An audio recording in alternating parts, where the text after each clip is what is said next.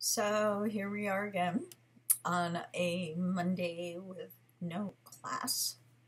Um, I'm gonna ask you guys just to check in with me so I know you're all still here, and that you finish weeks 1, 2A, and 2B by this evening and start week 3, which we're going to talk about now later today or tomorrow. So this week you have to read, excuse me, a short story, well, not a short story, a short essay on the value of getting a degree. And it's from the New York Times. There's both the short essay and a short video that you should watch, and they go hand in hand. There's a lot of interesting points in this article, and it really focuses on some of the nationwide concern about the stresses you guys have being community college students. Very, very different than the stresses that we see in four-year university students. You always amaze me in your ability to go to school, take care of your family, work at least one job. Some of you I know work more, and really be committed to getting your education. So kudos. What I thought we'd talk about today on the video is what it means to synthesize articles, because we're starting to slowly build up to our research proposal. If you haven't looked at it, please do. It's up and the syllabus is up. Please make sure you've read both. So I'm going to apologize in advance. My notes are actually on the left side, so I may be looking them a couple times. It's not that I'm not looking at you. It's just that I'm trying to make sure I touch upon everything. Okay, so what does it mean to synthesize articles? And you're reading an article today. It really means that you take a topic, and in this case it's the topic of getting a community college degree.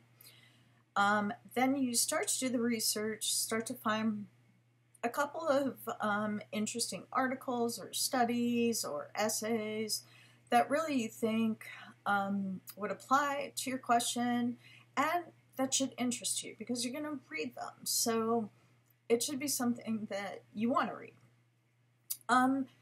And as you're starting to do that initial research, you want to be able to have essays that really look at both sides of the coin, because it's really important to acknowledge that whatever your argument is, there's always the other argument.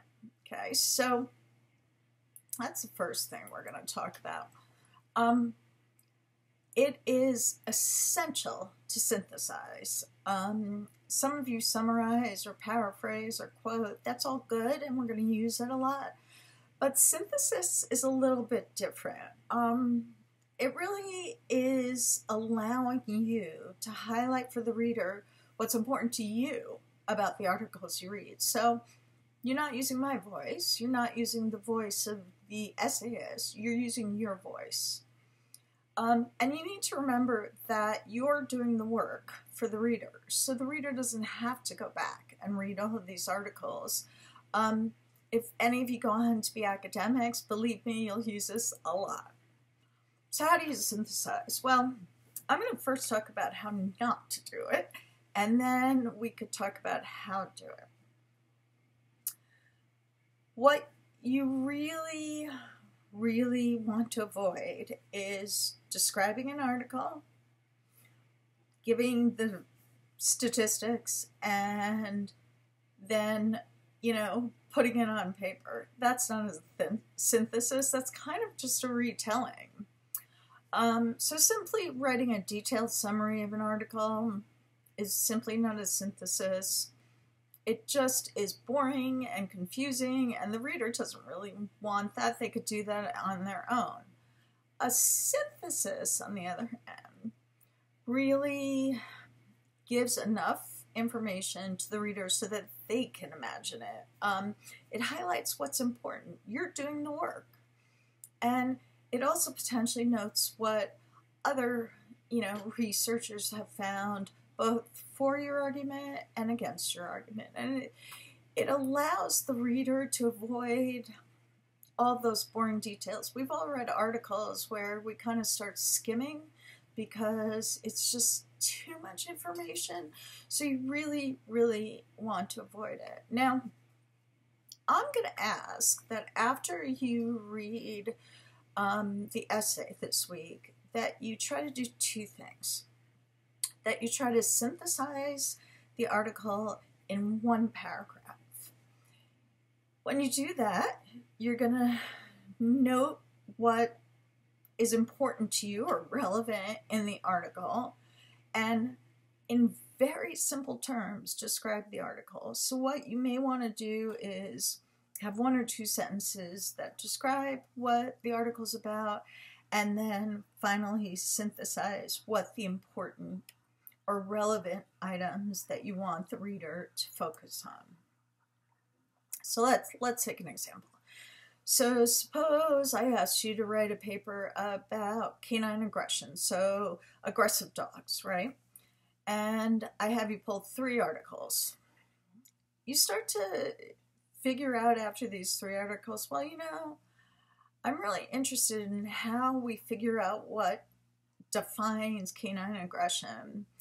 And I really want the reader to understand how that happens, right? How the variations in assessment. You know, there's probably one person who assesses one way and one who does another, and then the gray in the middle. So you actually synthesize all of the material that reflects that topic of assessment. Be really focused on it, okay? I'll put up notes so you'll see what I'm talking about to make it a little bit. All right, so like anything else in comp, this takes practice. And this week, I'm actually giving you the article and video you're going to use to practice. So you're going to read the article, watch the video, and then what I want you to do is to describe what the article is in 2 or 3 sentences, and then to synthesize for me what you believe are the most relevant points in the article. You need to really think about, you know, taking these articles and pulling them apart. Later when we, you know, hopefully meet each other, I'll show you how my books look, and they're destroyed. I have Post-its all over them. I have writing all over them. I mean, they're a mess. But it really allows me to critically read. So I really want you to start taking notes as you read. Highlight, annotate, whatever works. But don't make it so hard on yourselves, you know, that later on you won't be able to go back and do it. So you're going to read the article, you're going to watch the video, and then you're going to synthesize. I've put up a couple of sites and notes and PowerPoint to help you do this. And once you're done, you'll upload your synthesis to Blackboard.